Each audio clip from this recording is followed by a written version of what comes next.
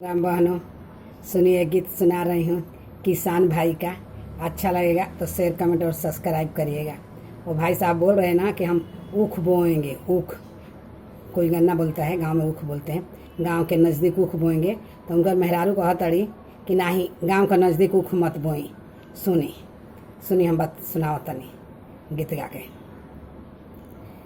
बेरिया की बेर तो के बरी जुए दुल्हा, बेरिया की बेर तो के बरी जियो दुल्हा।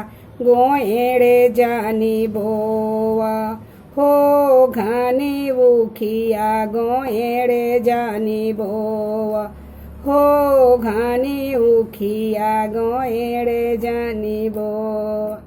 कोड़त झोरत दुल्हा उठावा झुरई है, कोड़त झोरत दुल्हा उठावा झुरई है। माघवा के राती हो कोलुहाड़वा, माघवा के राती हो कोलुहाड़वा, माघवा के राती। सोरहो सिंगार कई के गईनी कोलुहाड़वा, सोरहो सिंगार कई के गईनी कोलुहाड़वा।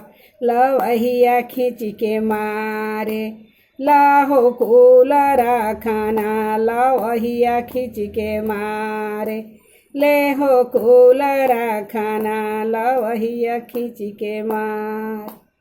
गोड़ तोरे परिला धावारा बछेड़ावा, गोड़ तोरे परिला सोकना बछेरावा। कि ना धना तुराई हाय रे घरवा आई है, ना धना तुराई। गोड़ तोरे परिला धावारा बछेड़ावा, गोड़ तोरे परिला सोकना बछेड़ावा। ना धना तुराई हाय रे घरवा आई हो, ना धना तुरा। ना धना तुरवल बछवा फूटे पत नरिया, ना धना तुरवल बछवा फूटे पत नारी।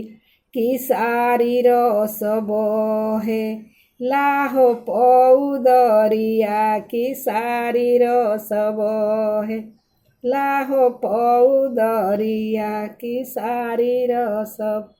ना धना तुरवले, ना धना तुरवले बछवा टूटेला जुआड़ावा, ना धना तुरवले बछवा फूटे नारा हारावा।